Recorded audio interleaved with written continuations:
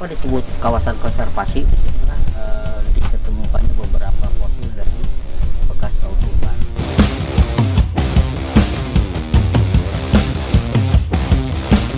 Kita lihat, nah, ini kita kena gagak, sisa tumbuhannya di laut. Jadi semakin kita gali, semakin kita ketemukan batu-batu seperti ini. Nah ini juga beda.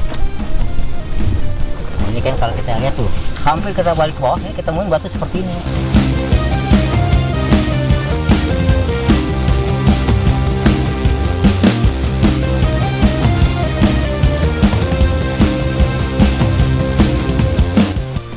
Dari hasil wisata Stone Garden ini, karena kan kita kembali lagi ke masyarakat. Ya. Karena saya pernah mendengar ada istilah begini, wisata sebagus apapun, tapi kalau tidak mensejahterakan masyarakat sekitar, itu termasuk wisata yang tidak berhasil.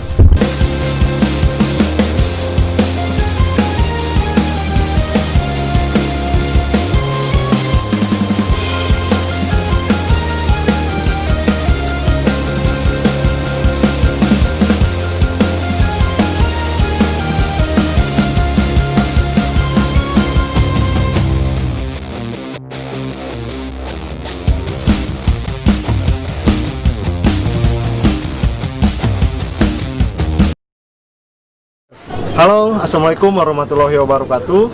Ketemu lagi bersama kita di Kawan Pasir Official.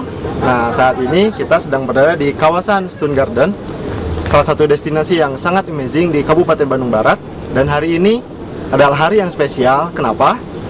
Karena saya sekarang ini didampingi oleh Pak Yadi, salah satu tokoh masyarakat sebagai Ketua Pokdarwis di Stone Garden. Hari ini kita akan berkeliling di sekitar kawasan Stone Garden. Kita akan simak ada apa aja di sini. Yuk ikuti terus kita. Oke? Oke.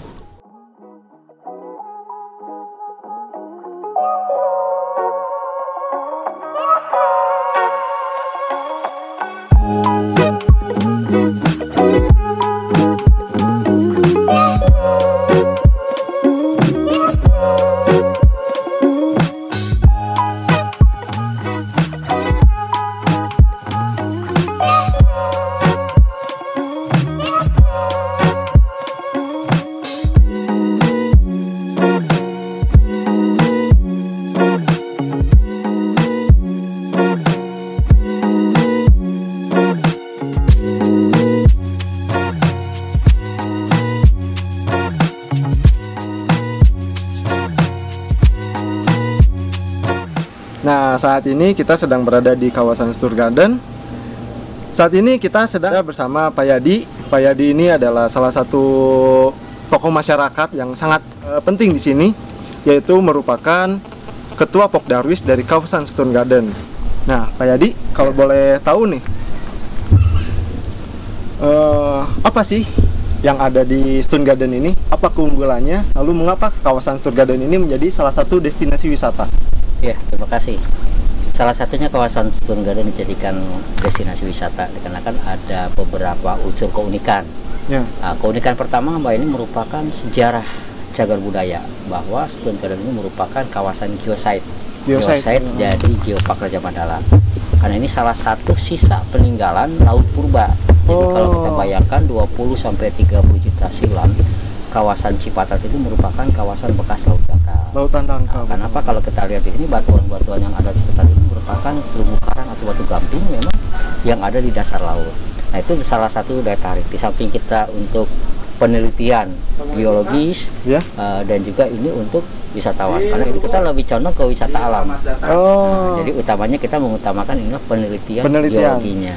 Berarti bisa disebut juga ini sebagai edutur, Pak ya? Iya. Wisata alam yang memadukan edukasi gitu, Pak. Edukasinya kita masukkan.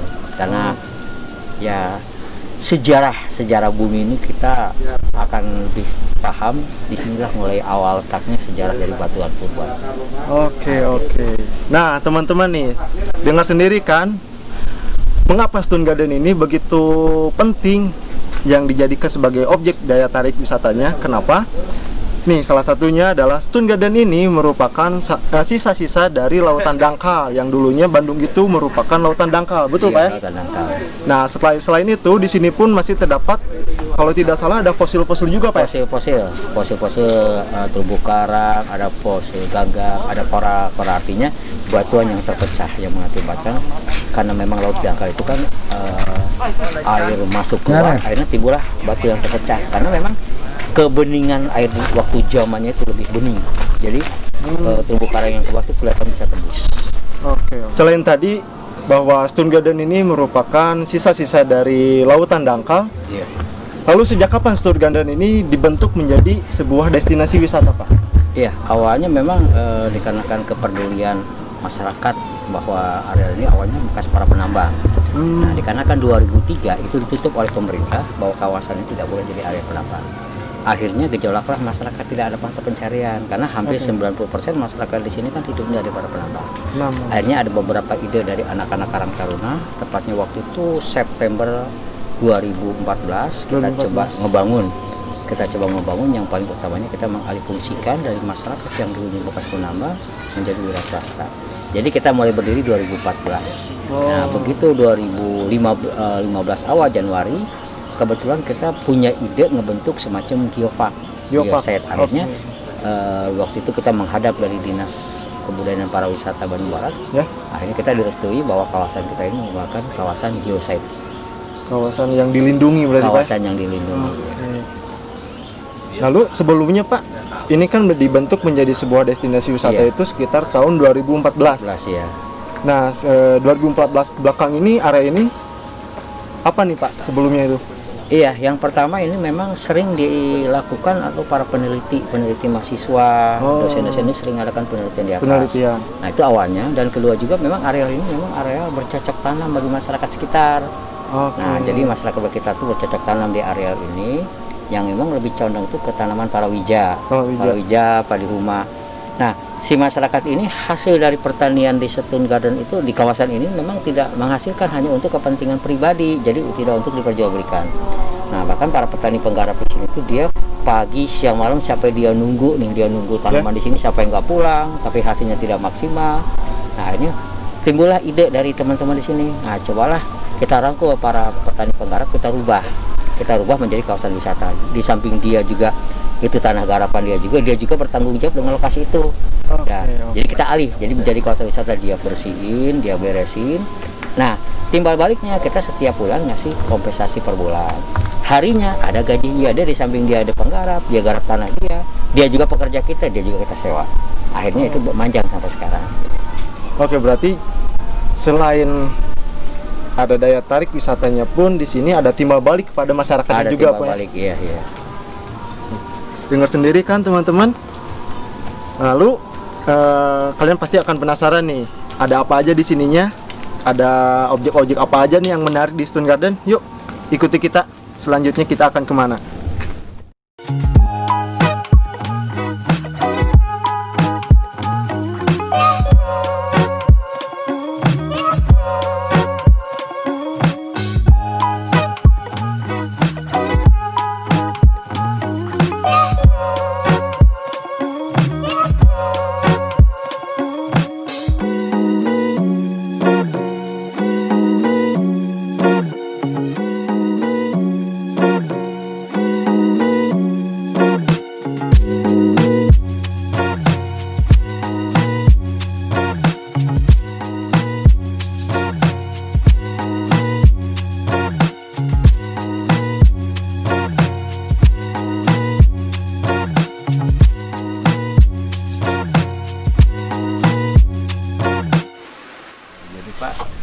Dari hasil wisata Stone Garden ini, karena kan kita kembali lagi ke masyarakat, Pak. Karena saya pernah mendengar ada istilah begini, wisata sebagus apapun, tapi kalau tidak mensejahterakan masyarakat sekitar, itu termasuk wisata yang tidak berhasil. Tapi wisata sederhana mungkin, tapi minimal kita bisa mensejahterakan masyarakat sekitar, itu juga termasuk berhasil. Jadi dari hasil Stone Garden itu manfaat ke masyarakat pertama untuk kegiatan kerohanian. Nah, misalnya ada kegiatan keagamaan, pengajian, sampai ke duka Kalau ada yang meninggal dunia atau apa, seluruh anggarannya memang dari sini. Baik penyediaan kain kafannya sampai dia 7 harinya itu tetap ditanggung jawab dengan Stun Garden. Nah, di samping juga untuk lingkungan juga ke RW-an tetap di sini. Nah, di samping juga kemarin kita habis merayakan Hari Raya Idul Kurban tetap. Jadi semua kegiatan yang berkaitan dengan lingkungan itu tetap anggaran sini. Bahkan kemarin juga kita udah ngirimkan 2 mahasiswa yang dapat beasiswa. Nah, ini juga kita bantu dari Stun Garden, ini salah satunya. Memang kalau tahun 2015 kemarin kita bisa adakan program bedah rumah, kita udah 2 rumah. Tapi tanggal 15 sampai sekarang ya kita agak vakum juga, dikarenakan memang ada kebutuhan. Iya. Jadi kita agak berkurang. Nah, jadi kenapa Stun Garden kan istilahnya Stun Garden rame, banyak uangnya segala macam. Itu kita akui, Pak. Ya cuma pemanfaatannya buat masyarakat itu lebih besar karena ada persentase yang kita kasih gitu. Ya termasuk desa kan kita harus ada PADES, kita juga kasih ke desanya sekian persen, dan juga para pemilik tanahnya juga kita kasih. Ya akhirnya kalau kita berjalan yang penting masyarakat itu bisa bertahan aja, dan kita juga mencoba berusaha bertahan. Makanya kita mencoba cari CSR yang mau bekerja sama dengan kita. Ya salah satunya tadi adanya Kopi ABC tadi, dia bantu sponsorship. Ya mudah-mudahan dengan harapan dia akan membantu nanti infrastruktur keluhan kita, dia akan bantu. Nah, sesuai dengan OBU. Ada beberapa CSR yang akan membantu. Jadi kita mencoba. Nah, target kita mencoba masyarakat ini minimal bisa bertahan hidup. Apalagi kita coba. Nah, nanti pengembangan itu kita coba buat semacam kampung seni berseri atau kita buat. Jadi kita bertahap. Nah, homestay juga kita sudah menyediakan. Homestay di sini ada 6, masyarakat sudah menyediakan homestay. Ya mudah-mudahan juga dari bulan Januari kemarin itu homestay sudah berjalan dengan baik. Nah, itu memang kegiatan-kegiatan yang kita laksanakan sih. Jadi kalau kita lihat ini modal dasarnya kita bentuk Stun Garden itu bukan dari uang, Pak, dari semangat. Dari semangat.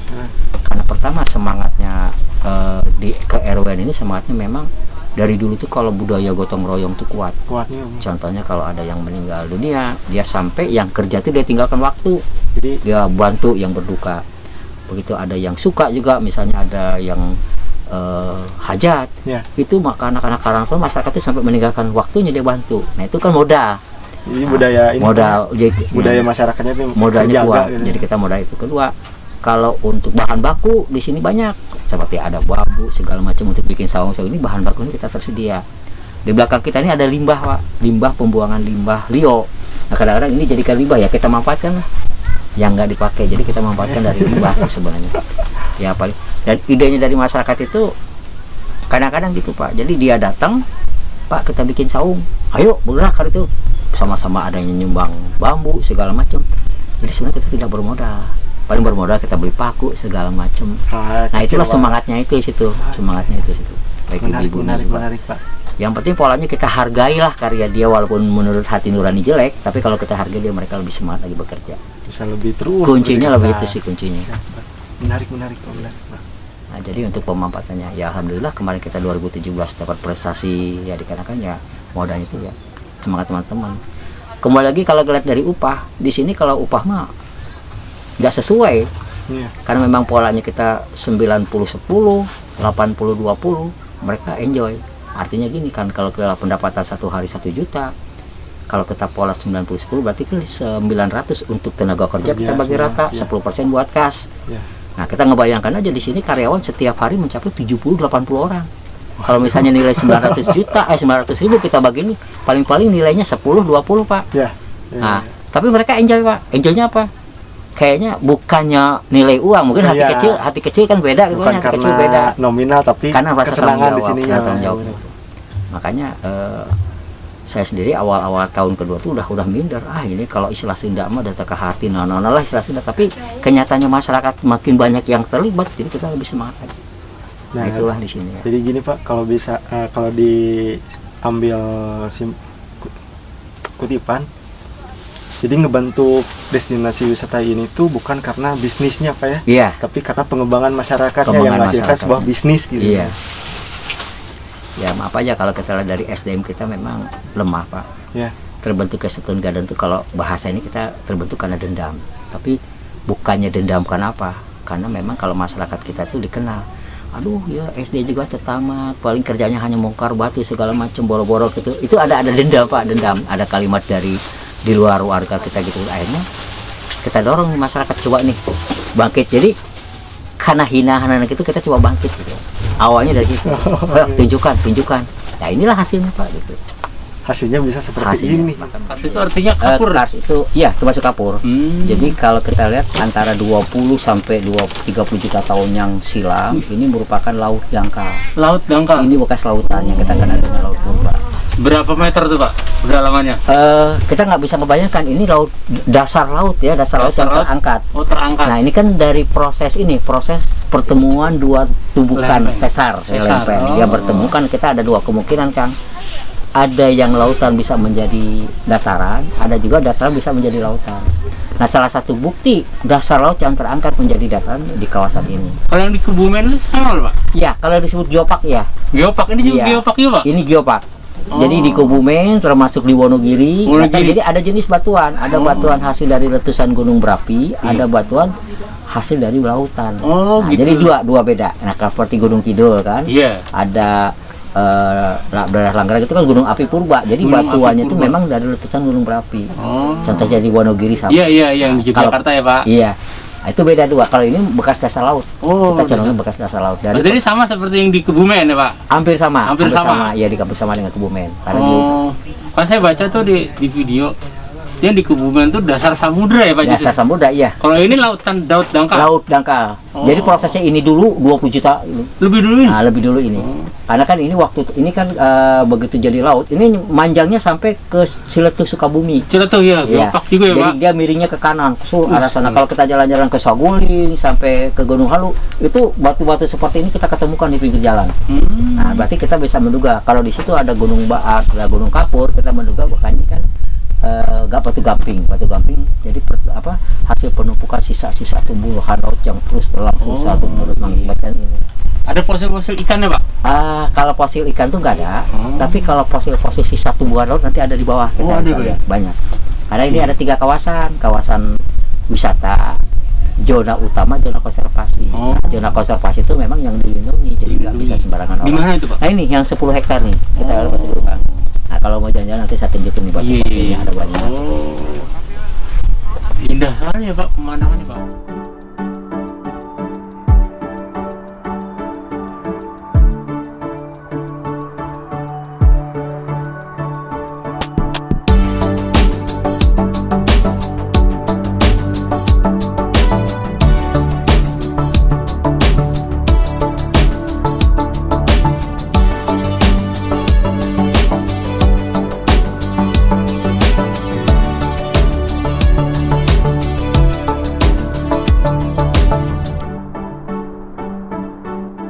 Kawasan konservasi itu luasnya 10 hektar.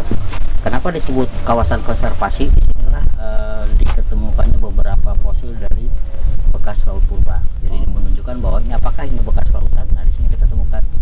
Nah di sini nanti ada beberapa jenis ya. Nah ini kan ada guratan seperti ini. Nah ini kalau kita kenal dengan tali air. Nah karena tali air ini pertemuan air arus yang sangat kuat mengakibatkan batu ini terus tergesek. Membuat gesekan. Nah kita kenal dengan tali air. Nah ini salah satu. Nah ini semuanya adalah gugusan batu-batu gamping, jadi secara bertumpuk.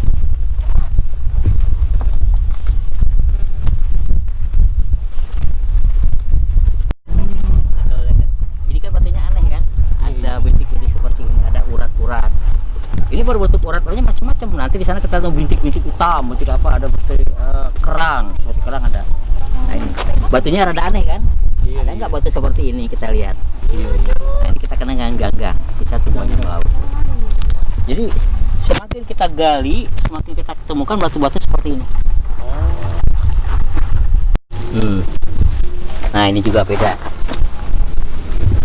Nah ini kan kalau kita lihat tuh, hampir kita balik ke bawah, ini kita temuin batu seperti ini. Nah bentuknya seperti ini semua. Ini ya Pak. Ini warnanya tidak asli Pak? Iya. Makanya ini nggak bisa dijadikan buat industri batu karena hasilnya tuh kurang bagus. Jadi kadar airnya masih tinggi. Iya. Nah salah satu gunung yang masih aman ya ini salah satu gunung masih aman. Perbukitannya masih aman. Jadi batu ini selalu merampok. Ini ada kawasan sana juga, ini masih ditutup. Nggak boleh dulu ada orang masuk karena ada lorong-lorong. Begitu. Lorong ada batu-batu yang begini tercecer. Jadi takut ada yang masuk di bawah, kita khawatirnya di situ sih. Makanya tetap kita amankan.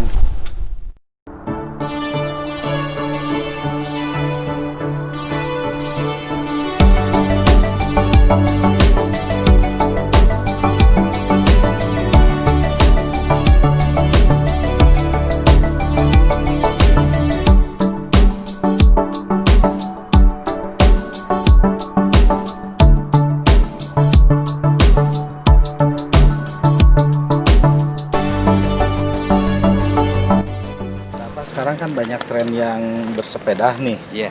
Nah, bagaimana pengunjung di Stone Garden ini yang bersepeda, apa cukup peningkatan juga gitu dari biasanya?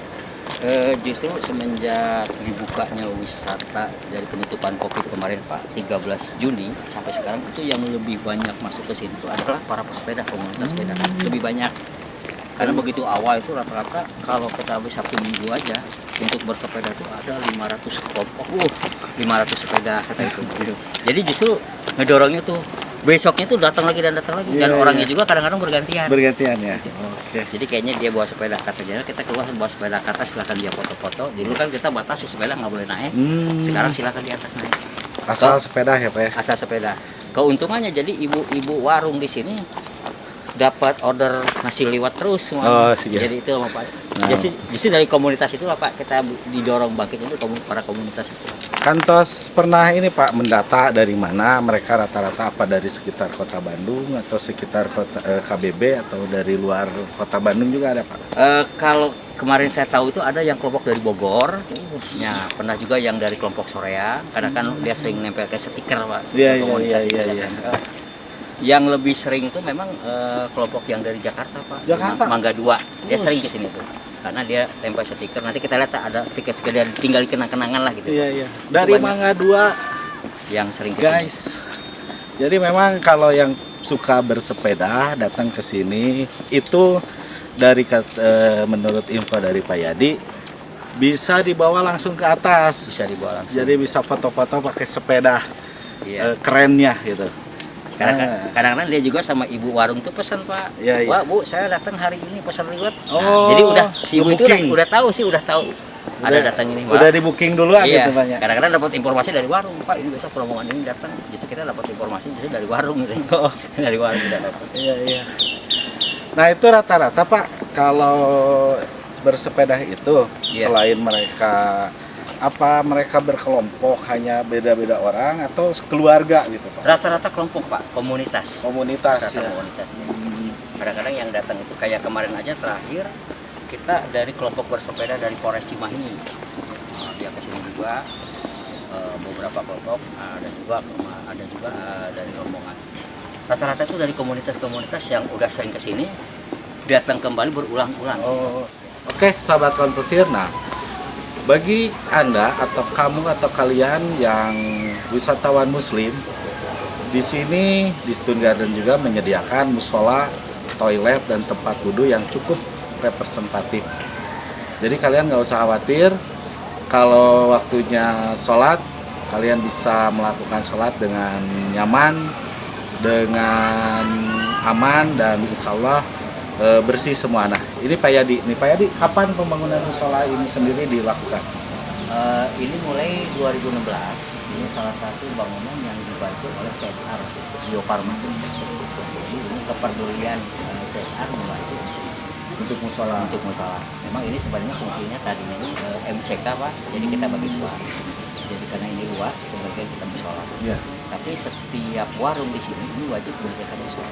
Oh, jadi, sekarang udah setiap warung ini ada. Kayak ini warung sudah menyediakan satu tempat musola. Jadi kadang-kadang begitu wisatawan datang, dia nggak perlu ke sini. Iya. Kita wajibkan. Atau ini penuh bisa di warung-warung sekitar juga. Bisa dimanfaatkan. Jadi gitu sahabat Kawan Pesir, kalian nggak usah khawatir yang Muslim. Jadi kalau mau sholat atau mau apapun kegiatan ibadah bisa melakukan juga selain di musola ada juga di warung-warung. Oke, terima kasih.